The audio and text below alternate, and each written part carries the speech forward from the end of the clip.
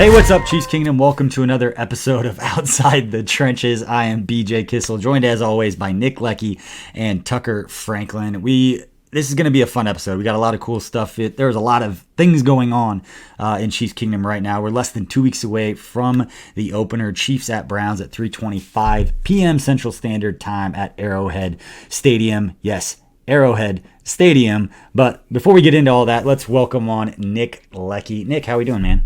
I'm stoked. We are sure game days here and all that good stuff. Jack Stack is opening their Lenexa location on 87th and 435 September 20th. I will be there. I'm going to ask them if I can be there, actually.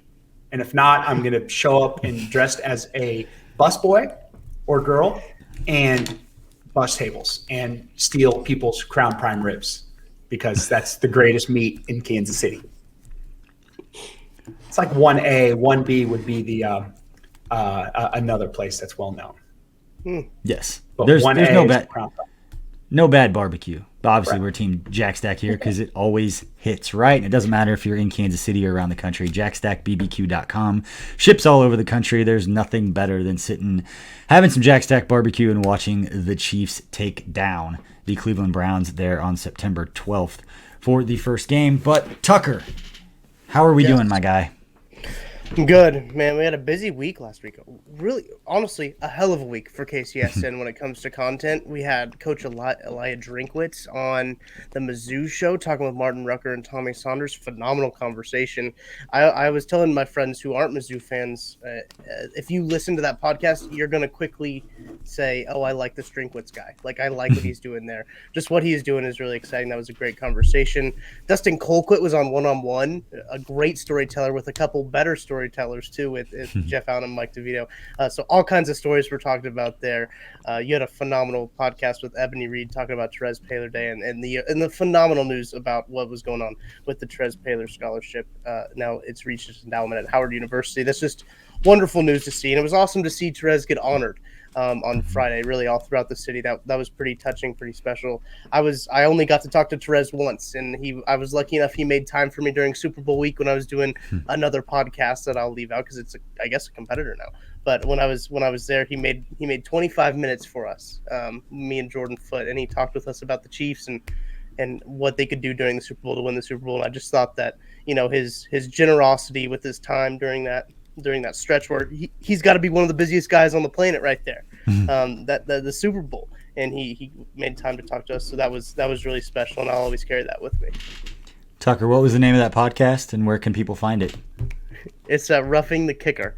You can find it wherever you're listening to this podcast. It's also on YouTube. So Jordan Foote does a phenomenal job with it. So do the guys at Sports Illustrated Chiefs at Arrowhead Report. So. Yes, they're very good. And Always Sunny in Chiefs Kingdom. Chiefs Kingdom is very, very spoiled with the amount of good content and the good dudes that are out there creating good content, and they have a lot of choices. And so when you say competitor, I'm going to start laughing because we've talked about that so much. We all support each other, lift everybody up.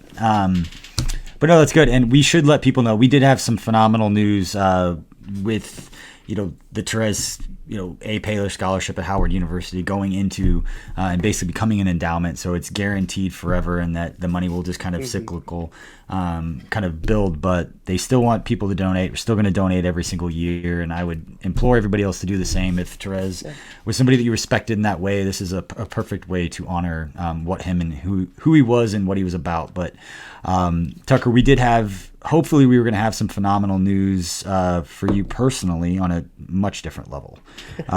With Saturday, for anyone who is really following this Tommy Townsend punting jersey situation with yourself, we had to bump the schedule on Saturday from Saturday afternoon to now Tuesday at 1 p.m. So Tuesday at 1 o'clock at a location that is not going to be announced because we don't need this huge crowd of people showing up. Nobody's working Tuesday at 1 o'clock. Apparently but we will get the video. We aren't. We will get the video of Tucker attempting a punt. And again, for anyone who does not know what we're talking about, if Tucker Franklin can punt a ball 35 yards, he will be the proud recipient of a Tommy Townsend jersey. And Tommy Townsend, is it fair to say, is your top 5 favorite player on the Chiefs?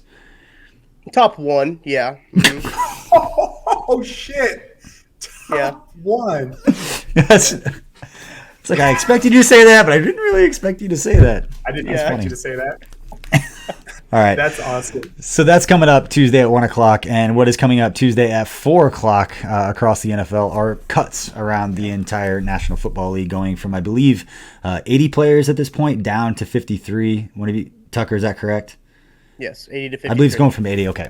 So it's about 27 players that are being cut from every team around the league, which, for my bad math, is a shit ton of people that are getting released around the league. And obviously, that's a huge storyline. It's a little bit different this year than it has been years in the past. I know the CBA tried to have different cut down points, and then last year's the mess because they didn't even have preseason. And now this year, there's been so much talk, so many projections. You can go over and listen to the Laboratory, KC Laboratory with the Nerd Squad with Craig Stout, Ken Swanson, Matt Lane. They do their 53-man projection. They've been talking about it all offseason. But on this, Nick, I just want to set it up for you. I know that also on one-on-one, Mike DeVito and Jeff Allen have done a great job talking from a former player's perspective of what it's like when you get that call or your friends get that call, guys you've been competing with getting that call. But for you personally, just what do you remember about cut down time and just kind of humanize it and from a player's perspective for anyone who's listening? Because I know a lot of us get on Twitter, it's like, that guy's gone, and sometimes you lose sight of that, these are human beings with families. Yeah. Some people can be real casual with your profession and your career. And I'm just glad I didn't have Twitter back in the day, but also I think I would have loved it back in the day too. I think the main thing with is that you have a good idea on the team who's going to get cut. Who didn't play in the preseason game, who's not getting reps with the ones or twos, not getting coached up. So you have that general feel. And I remember when I was in New Orleans, so we won the Super Bowl, they re-signed me, then they traded up in the 5th round to get a center. And I'm like, oh shit, I'm the backup. And then I knew first day of camp, I didn't get coached up on a one-on-one pass pro. And I was like, shit, I'm gone. And so I was like, okay, all right, I'm just going to try out for 31 of the teams with this film. And then I remember we had this meeting the day of cuts. And I remember looking at the Turk, and that's what everyone calls the guy who comes around, usually some young GA who will go out there and, call people. And I looked at him as before I went into this meeting, this special teams meeting. I'm like, hey, do you need to see me? Like, don't let me go in there. Like, am I good? Like, oh yeah, you're good. I'm like, whew, okay. But then I wasn't for sure because I've seen guys get cut on game day, right? For not because they were late, but just because they were a vet. It was week 1. They didn't want to guarantee their salary. So I saw a guy get cut on the road when I was with the Cardinals in 2007. Brad Badger got cut Monday of the game. Like, we flew the game. And they re-signed him the next day. That's at least he got paid. He got paid for the week, and then so he didn't miss a payment, but they didn't have to guarantee his salary, for that rest of the year, basically. So yeah. But so then they grabbed me in special teams meeting and like, hey Nick, and I'm like in the middle of the row in a dark room, and like, hey Nick, coaching to see. I'm like, you motherfucker, god dang, I asked you. I'm still bitter about that. That guy's probably it's probably Sean McVay now. Who was that kid? It's Matt LaFleur. It's Matt LaFleur. Like that stick. It was. I don't know who it was, but it's all good. Yeah, no, I think, Tucker, I want to get your quick thoughts because, like I said, I want to break down the entire 53-man roster. I apologize for anybody who's listening. We'll give some thoughts here in a second because we'll go through our last preseason takeaways here after this. But, Tucker, what are your thoughts on the 53-man roster and the cut downs coming up? I think my just biggest takeaway from this is this is a huge cut. There's a lot of people, 27 guys at one time having to cut. It feels just almost inhumane. It feels like, wow, this is really brutal. But I think that there are some guys who really this last preseason game helped them out, and having a 4th preseason game could have helped some of these other guys out. So we're really going to get to see the benefits and also the drawbacks of 3 preseason games, which I anticipate this will be the last year they have 3. Then they'll probably move to 2 and add an extra bye week. That's kind of the speculation with the CBA coming up and all that. So I was surprised to see Andy Reid play the starters as long as he did. I thought that this was kind of going to be a sit them out, let's see what we got elsewhere type of week. But overall, I just think, man, there's going to be a lot of good players going to be available on the market. Yeah, I was actually able to go to the preseason game. So I got a couple of takes on that. But as it relates, before we move on to that, as it relates to the cut down on Tuesday, one of the things that I remember talking to Brett Veach about my last year when I was with the Chiefs that was fascinating to me, because I couldn't always ask like the juicy, like who's going to make it, who's not. Like that was just questions I wouldn't ask him when we were up at training camp, but I'd ask him like their processes of what they, like how do they scout like the other, how does he set up his scouts to scout like the other 31 teams that are playing in the preseason. I know that their scouts sit and watch and grade those games because they grade every player and they watch everyone. They're not, scouting Aaron Rodgers when they watch the Packers, but the Chief scouts are watching every other preseason game and they're watching all the special team snaps and putting grades on those players. And then when they see a guy they like, they basically tag him in this system. So when all these guys get released, the computer will automatically spit out all the numbers of the guys that they flagged that they would want to bring on their team. So they just get the report of everyone who got released, and here are the players that we flagged or tagged as guys that we would want to add to our roster. And all that happens automatically, which is the stuff that just blows my mind. I was like, that's awesome. That's cool. Let me see how this works, because that's the machination of what happens behind the scenes. So, as much as we talk about the tough decisions that the Chiefs have to make, and they may end up trading, a couple of guys, or these guys are going to end up on other teams. They've got that kind of roster. But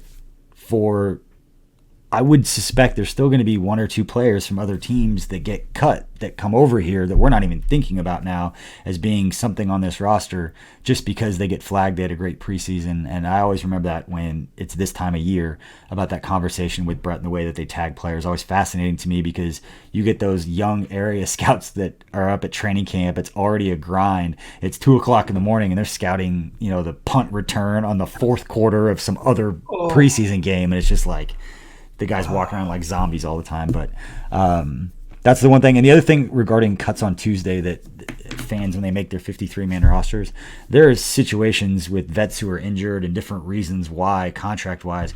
Well, you'll think a guy made the team. That's got to be the worst feeling, Nick, and I'm pretty sure you probably know guys that have been in this situation. You make the initial round of cuts, and you're like, I made the 53, and it's only because there's a vet who can't make the initial or his contract's guaranteed or whatever. He makes like 2 days, and then you're cut, and so you get that like, I made it, and then you find out you didn't. And there's going to be a couple of those guys this year, Kyle Long being one. Whenever he comes back, he's going to boot somebody off that roster. So just because you make it that first day doesn't mean you're actually in the clear. Yep. You're not clear until the whistle blows on kickoff at all. It's brutal, man. Like, you're not clear. Like, I was the starter in St. Louis, but I always felt like a bubble guy. And I was the opening day starter, and Aaron was like, hey, I want to rent this or lease this apartment in St. Louis. And I'm like, wait till kickoff and then do it. I was that paranoid. I was like that paranoid that like I knew I'm starting for Christ's sakes. I knew what, but I was like, I don't trust the system. I've seen it. I've seen people get burned, man. No, you're not gonna get me. You're not. All right, let's move on to this preseason takeaways from I guess the last preseason game. Tucker, I want to start with you. What stood out to you on the game on Friday? It stood out that Patrick Mahomes is going to be okay. I know a lot of people are kind of freaking out that he threw an interception in the end zone in week 2. A lot of people like to draw out what happens in these preseason games. He was fine. He was 8 for 9, 117 yards, 158.3 passer rating. He's still the best quarterback in the league and was actually named the best player in the league by the players this past week. The NFL Network released their list. Finally, a list I agree with, by the way. But no, so I think Patrick Mahomes, he's going to be fine. He's going to be the best quarterback in the league once again. He'll probably win MVP again because of this offensive line he has around him. I'm not worried about this offense at all. Yeah, I think my only thing is I'll be concerned about like the one-on-one pass pro with Orlando Brown if Patrick keeps drifting like he's doing. I mean, you drop 10 yards in that pocket, he's going to be in for some trouble. But that's why you have Tooney and Creed and Trey to the middle to step up. Be kind of like a Drew Brees system where your guards are powerful and able to step up. And once he figures that out, once he gets comfortable with that, Jesus Christ, that's yep. It's all. Oh my God! They're video game numbers anyway. Correct. We have never seen anything like this, and Correct. now he's out there throwing. And I put out on Twitter like that little sidearm throw he made. It wasn't even just the throwing off platform and just the way he makes it look, but it's just the way he avoided contact, like just kind of like almost pimped it. Like I just say like that's always just pimping it, just throwing it and just like he's like running off the field. Like that's the equivalent of like Steph Curry hitting a three and like holding his hand up and jogging back when the ball's in the air. The way that Mahomes kind of skipped after throwing that ball to avoid contact. But I'd say my biggest takeaway from the game, besides the fact that I was able to go to the game, which was really, really cool. Went to the Jets game a couple years ago with the family, but that was the first time since then that we were able to all go together. Only stayed the first half, but had a really good view of that throw that Mahomes had. Kind of the same like all 22. We were in the end zone. We were able to see it. It was really, really special. But special shout out to Chris Schneider at Let It Fly Media for hooking us up with the tickets. That was really, really special. And anyone who follows me knows. Pretty cool to go to the game with my kids.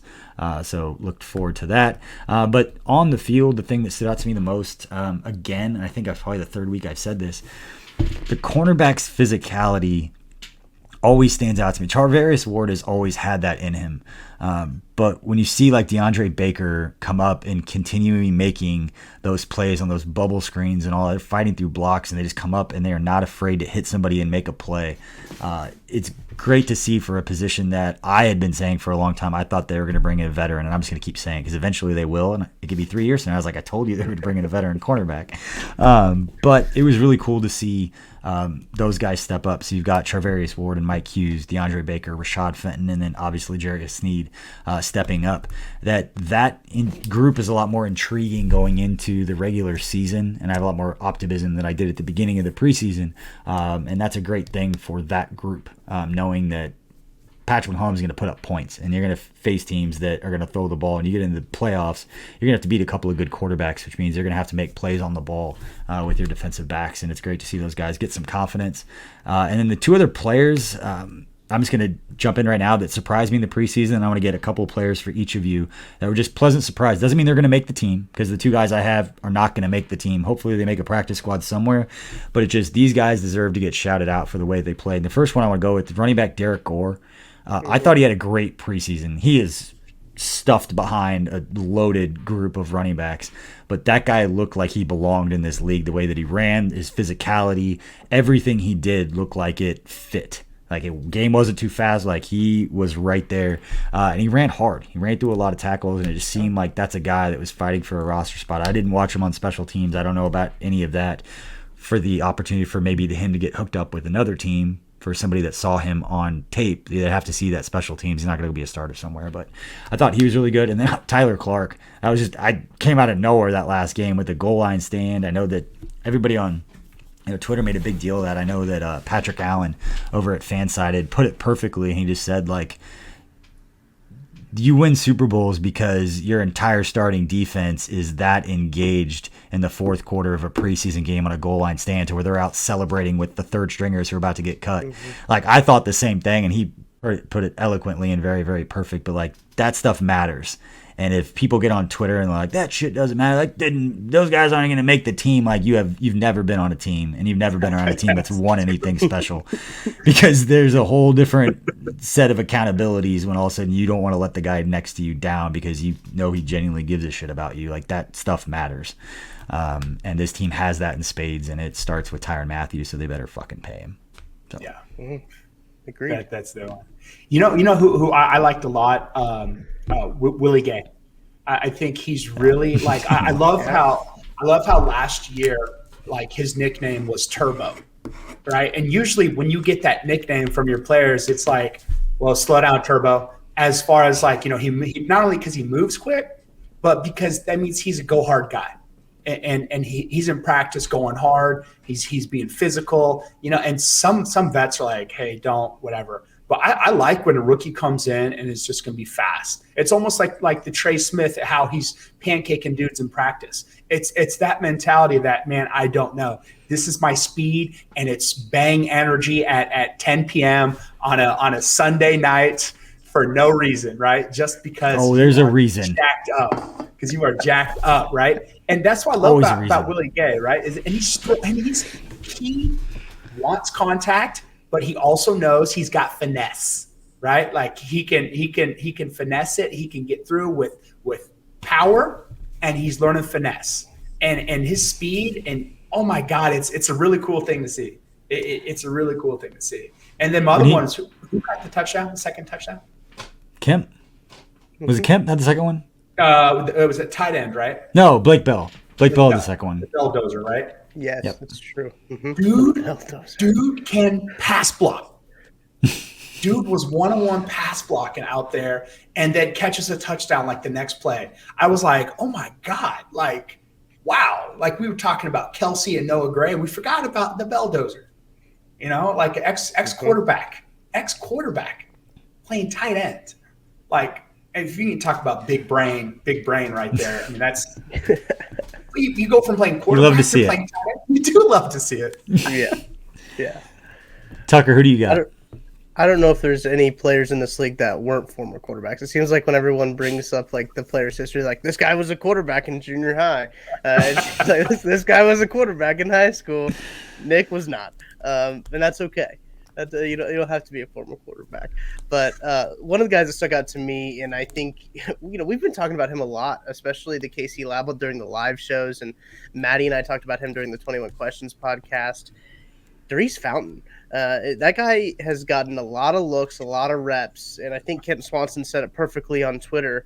He has gotten a lot of reps, he has gotten a lot of looks, but it hasn't been with Patrick Mahomes. That's kind of a big thing when you start to look at this receiving core. Okay, who are they catching passes from?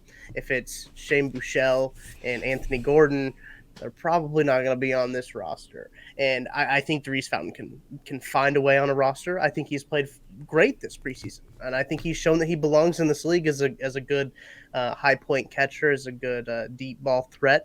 And he can also catch those underneath routes. So I like Darius Fountain. He was one of those guys that really showed out. And also Prince Tega. I'm not even going to try to pronounce his name because I really butchered it on the 21 Questions podcast. And if I go fast enough, someone's going to call me out on it. So just PTW, I think is what it was the abbreviation somebody used for him, is, he's looked good. He very well could make this roster as a swing tackle. I mean, that's very possible, but it's also a situation where there's just too many cooks. There's just too many people in that offensive line room. And then we start looking at all the numbers of like, okay, are the Chiefs going to take 4 running backs? Or are they going to take 2 running backs and a fullback with Michael Burton? How many wide receivers do they take? Do they only take 10 offensive linemen? Are they going to take 11? Because when Kyle Long comes back, as you already mentioned, BJ, he's going to bump somebody out of there. So this whole offensive configuration of how many of each position they take, like, are they going to take 4 tight ends? They've got some solid tight end options with Noah Gray, with Travis Kelce, with Blake Bell, and now Jody Fortson has shown up to be a really good tight end. So that's 4 tight ends right there. Do you really want to take 4 tight ends and 4 running backs? And then it's just getting really crowded really quick. And I think that's kind of my main takeaway from this game is like, man, we're seeing a lot of good stuff from these players. There's just not enough room. Tucker, how excited are you right now from a scale from 1 to 10?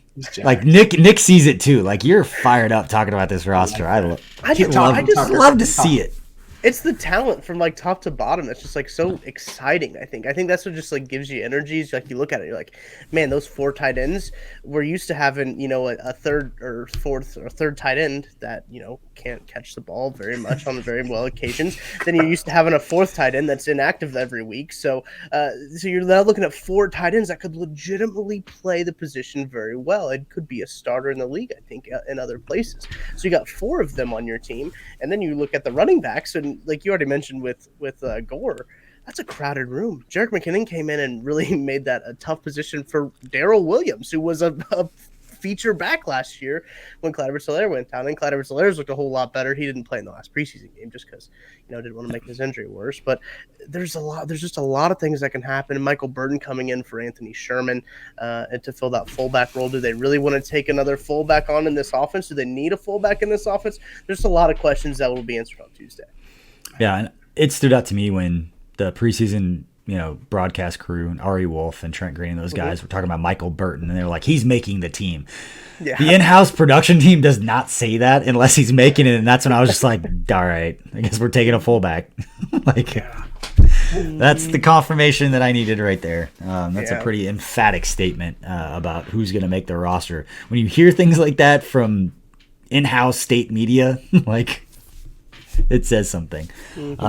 But yeah, I'm fascinated to see how Brett Veach and Mike Borgonzi and Coach Reed and Ryan Poles and all the guys behind the scenes that Mike Bradway, all those scouts behind the scenes that have been grinding all of these rosters, and they may pick up one or two guys when all the dust settles, and know that those one or two guys is probably like 400 hours worth of work watching these scouts, watching these games in the dark up in St. Joe, and then getting up at 6 o'clock in the morning and going through it all over again and staying up till 2 o'clock in the morning. Like, it really is a grind. And then when one guy that they pick up makes a special teams tackle in a big moment, and it's all going to feel like it's worth it. And it's like that one tackle, some guy's just losing his mind. It's like, what's that guy so excited about? Like, you know how much work it took to get that tackle?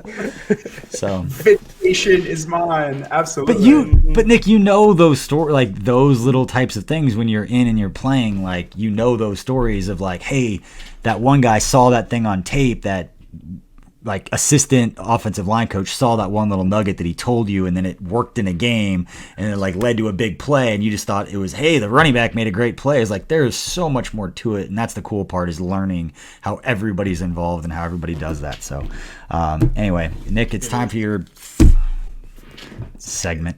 Say it. What segment? It's time for Blind Nil. Hey, can't do it. Okay, so I'm not gonna go to bed happy tonight if I don't mention this too. To Tucker's point, for tight ends, look at who plays special teams, right? And that's your tight end room, man. So that's gonna, those guys are twofers. They are twofers. So that's gonna be that. I could see a possibility that they do 4 tight ends, because you got 4 really good tight ends. Really good tight ends. Okay. Blind nil. You're up first, buddy. So we know the offense is what it is. And then the defense is going to be, defense is always solid these past couple of years with Matthew and Clark. How, besides wins and losses, how will we measure, or how will we say this year's Chiefs defense is really good or really bad? Like what? How do you guys measure that outside of like points and sacks, I guess, so to speak? I mean, you can add pressures, but how do you measure this year's? And you look back at the season. How are you going to measure success? I think I got a good one. Tucker, you go first, because I'm thinking the dumb, obvious stuff like they won the Super Bowl. The amount of possessions that Patrick Mahomes has. So if he has more possessions this year than he has had in years past, I think that's a pretty good barometer of how good the defense is doing. And I know that sucks for me to say. Oh, how good the offense does is going to be how good the defense does. That kind of sounds weird, but I think that especially with the team led by Patrick Mahomes, and you have Tyreek Hill and Travis Kelce and Clyde Edwards-Helaire on the offense. I mean, you got to score points to win. I mean, everyone knows that. So the more opportunities you can give those guys to score points, that's how I think the kind of the gauge of how successful this defense is. If they can get 3 and outs, they can get quick stops, they can get the ball in Patrick Mahomes' hands more. Listen, that was the strategy for a long time, right? Get these long drives, take the ball out of Patrick Mahomes' hands. They can quickly negate that strategy very, very quick. Tucker, that's a really good answer. Sorry, Nick, go ahead. No, you're good. You're good. I like it because I was thinking something similar that wasn't a stat, but it was kind of the same with like takeaways. Like if the Chiefs finish in the top 5 in takeaways, I don't think they're going to lose a game, because you're giving Patrick Mahomes, same point, like you're giving Patrick Mahomes that many possessions. I'm going to determine the success of the Chiefs defense by whether or not they pay Tyrann Mathieu or not. I love you were banging that drum so hard. Yeah, I love that. I've been banging that drum since I saw him, since I saw the difference of what happened when he walked in that building. Yeah. That I'm not going to say it's the same as Mahomes, because you're talking about the greatest player that we're ever going to see. But the leadership is not BS. It's not cliche. It's not this. It's not that. Like, there was a buy-in between him and Frank and what they brought to that room that I will take with me for 30 years. I'll be talking about it because it was that apparent to me. And I've made some pretty big statements about those two guys, and Tyrann and Frank, and what they did for the defense to some people that helped bring them in there, and no one's corrected me yet. So I love that. I love that. Tucker, I think I agree. I think possessions for Mahomes is going to be it. And then also the offense has to support the defense with long drives too. So Chiefs offense has to. So you could always look back to see, okay, did they get possession from Mahomes? But then also were the Chiefs going 3 and out a bunch and wearing out the defense, like what happened in the Super Bowl? Everyone forgets, they made a 4th and 1 goal line stop in the Super Bowl in the first or second quarter. Then they got gassed because they were going 3 and out, and then they fell apart. And then BJ, I like that. I like what you said, takeaways. But top 5 in takeaways. Who gives a shit about? I've looked back at Super Bowl winners. You just have to have a top 10 defense, top 10 to top 15 defense. You will win. You will win ball games. Yeah, you don't have to have this dominant. You don't have that at the top defense. No. And the other thing that people need to realize is that when people say like, "Oh, they're the 19th ranked defense," everybody uses different measuring. Most of the widely accepted thing is yards. Like that's what most media uses, which makes no sense. I agree with you because it's points. Points are the only thing that matters. Yeah. But like most people are using yards to determine like, oh, they're the 25th ranked defense. And that's what drove me crazy about Bob Sutton. The Bob Sutton, at least the last couple years versus like the first few years, is that Bob Sutton during his tenure with the Chiefs had a top 5 scoring defense. Like nobody wants to talk about that, but like the Chiefs didn't give up points. We could do the bend but don't break crap, and we could talk about excuses all over the place. The last year wasn't as great, but those first few years, like we were like 6th in the league or 3rd in the league in scoring defense, which is the only, Nick, to your point, is the only stat that matters. But that being said, do you have any other thoughts, Nick, before we move on to Tucker's blind nil segment? No. All right, Tucker, what do you got for us? So I was going back and forth between a lot of things. You've already mentioned the Tyrann Mathieu thing. We saw Harrison Smith come out with a contract. He got signed today. So Tyrann Mathieu is on Twitter letting people know that the disrespect was real. Listen, people, don't read into those tweets all that much. But I want to talk about possibly a bigger issue. Possibly a bigger issue. And you briefly touched on it at the very beginning of the show. The renaming of the field at Arrowhead Stadium. I want to know your guys' thoughts on this because it's a really hot topic in Chiefs Twitter. Does it matter that the field is named GEHA Field, or does that even blip your radar? For me personally, I'll go ahead and start. I don't mind it. Maybe it's just because my age. Maybe it's because I'm so young and I'm used to everything being branded the way it is. It doesn't bother me. If you can bring in more revenue, do it. I get that. Yeah, there's a lot of ticky-tack things with naming rights and how they can be used with the team. I don't know if they can be used in signing bonuses. I've still yet to figure that out. I thought that they could, but I had somebody tell me they couldn't be. So, listen, I don't mind it. If they're not going to change the name of Arrowhead, which I don't think they ever will, naming the field doesn't really make me that upset. But I'm 23 years old, and every stadium that I've ever known has had a corporate name, so probably that plays into my ability to form an opinion on this decision. My heart hurts for you, Tucker. It hurts. It hurts. BJ poor guy doesn't know anything about corporate different levels. It's true though. I don't. I'm nostalgic though. Like this stuff matters. Yeah. Like, and I'm gonna be one of those people who's like, "What does it matter to you?" It's like, 'cause it fucking does. Okay. Like I grew up going to that and seeing that iconic stadium. And working for a place that honors tradition. And I feel like you have to make business, you have to make a decision, but you can't have it both ways. And that's kind of the place that they're in. And I don't mind them having to make money. I don't think they don't have money to pay Patrick Mahomes. Like, I think they're doing okay. I think they're doing okay. Right. They sold out of everything, everywhere, forever, because we have the best player in NFL history at 25 years old living in our community. Like, they're selling tickets, they're selling suites, they're selling merchandise, they're selling everything. And they sold the naming rights so they could go make more money. And I don't have to I'm not knocking on a company for going and making money, but I can personally have an opinion that I think it's ugly up there. But my bigger issue is like it just is. It's not like iconic anymore. It just kind of bastardized the logo to me. It bastardized something that was very iconic and something that was very traditional in the sense where, Tucker, to your point, that a lot isn't anymore. And It's one thing to sell it. It's another thing to lean in so far that you do a 50-yard line live show reveal of it on your social media channels. And you're leaning, like, what fan is sitting at home, like, so excited to watch that? I'm sorry. Like, that didn't make sense. You sell it. get the messaging out there, but don't be upset when fans are like pushing back about a banner reveal on live. I didn't get that, but go make your money. I get that part of it, but don't be surprised when people like me that are old and curmudgeon look at it and like, it's not the same. It doesn't feel the same. When I take my kids, it's not going to feel the same to look up there and see GHA, knowing in 5 years it could say T-Mobile, or it could say something else. So, I think that's funny that you said, BJ. Have you guys ever seen a movie Dazed and Confused? Mm-hmm. Okay, so yes. BJ, you remind me of Randall Pink, the quarterback, who they're like, hey, Randall, sign this paper, and they're like, it's just a paper, and you're like, no, it's not just a paper, right? That's what you remind me.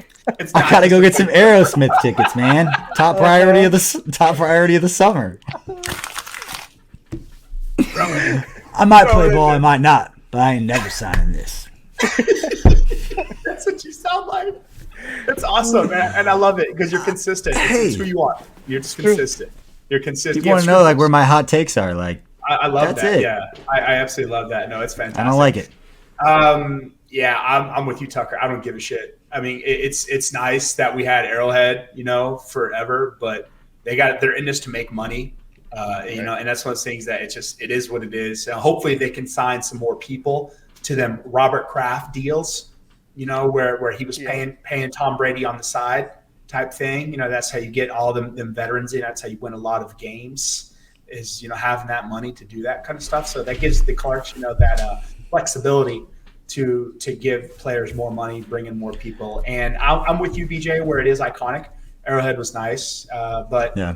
I was a kid growing up in Texas Stadium is where the Cowboys played, and now it's AT&T. AT&T Stadium, or people call it Jerry's World, but it is what it is. We live in a corporatocracy anyways, corporations run the world, and it is what it is, man. They got deep pockets and they can do it. I'll go on record right now on August 29th, 2021, that if they name it Whataburger Stadium and Patrick Mahomes negotiates the deal for his own businesses to be named after that, at that point I'll be like, you know what? That's just creative and I'm in. That could be. That's awesome. I'm with that, actually. Yeah. Yeah. What is that? Would be like that would be next level. Mm-hmm. Yeah. I remember when the naming rights in Arizona from when we opened the new stadium in 2006, University of Phoenix Stadium, and people there was so much thought. Like there was a restaurant called the Pink Taco that came in town, and there was rumors, bad ones, that it was going to be called that. Tacos. I thought if I ever won Powerball, I was gonna name Bronco Mile High Arrowhead West. Just spend. It only costs $10 million a year. It'd be a naming rights. I think Caesars was 12. I don't know what GHA. It's probably 8, something like that per year. But you know what? The best way to get fans on board with something that they're not gonna like, and people like me, is to trick them into thinking that the only way you can pay Patrick Mahomes is to slap a corporate logo on the building. I wonder where that rumor started. Yeah.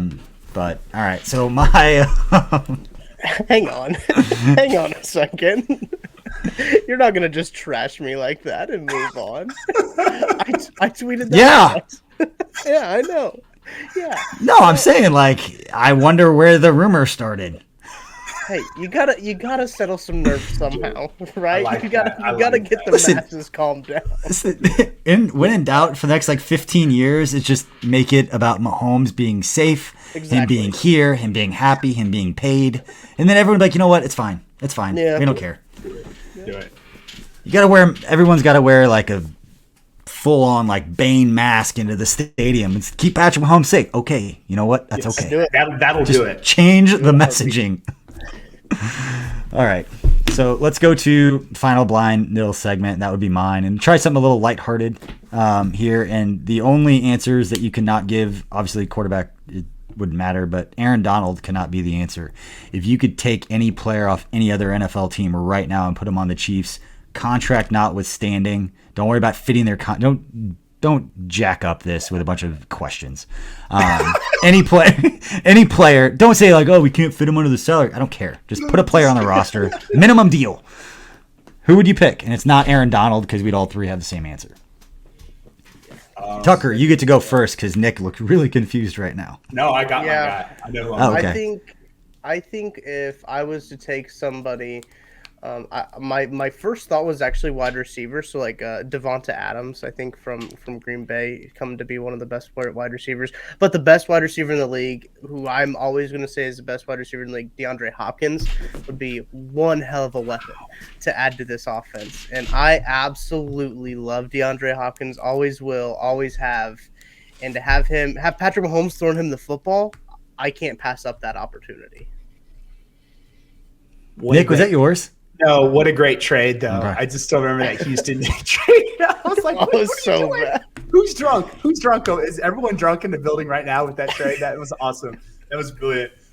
So I was thinking that same vein. Like a part of me wanted, is it Za'Darius Smith? Who's the badass D-line? Za'Darius Smith in Green Bay. Oh my God, that dude's a monster. Or Bosa, I was looking at like DNs, like people who can just give you that constant pressure, that people want, I guess, but maybe not a fit for the Spagnuolo defense.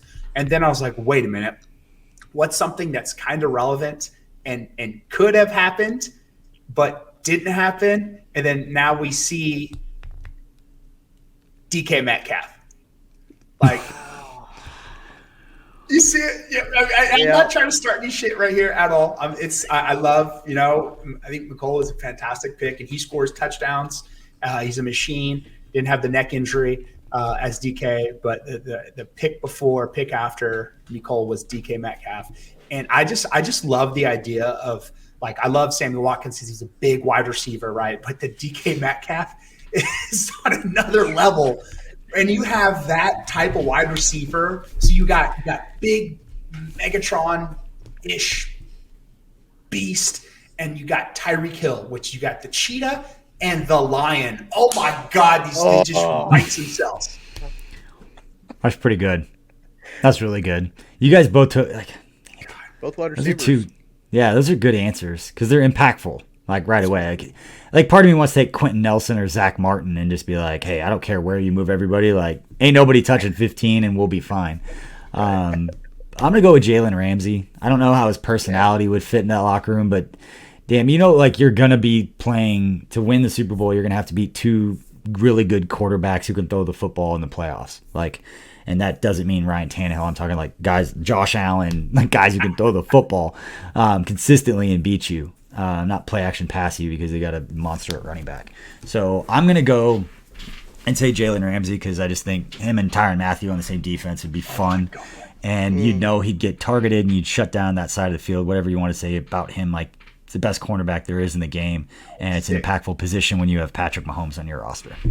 And I think Jalen Ramsey is ahead of his time, not only with his play, but with where the NFL is going. And I think it should be more encouraged. I think taunting should be more encouraged at the pro level. College and high school, shut that shit down. No. But if you make it to the pros, if you're an adult and you make it to the pros, I think you should be allowed to taunt. These guys have money guns at 7-on-7 tournaments right now. They're like 14 years old. You don't need that. You don't need that in high school or college. No, you have to earn the right to taunt, right? And Jalen Ramsey's ahead of his time because he is Muhammad Ali. He's selling wolf tickets, man, and it's one of them cats. He's polarizing. You're either, why is he talking all that noise? Or you're like, damn, I like this cat because he is talking so much shit to people, and he can back it up. That's so. I wish I was good enough to do that shit. I wish I was like supreme being and knew it and fully aware of it. But yeah, Jalen Ramsey, I love his attitude.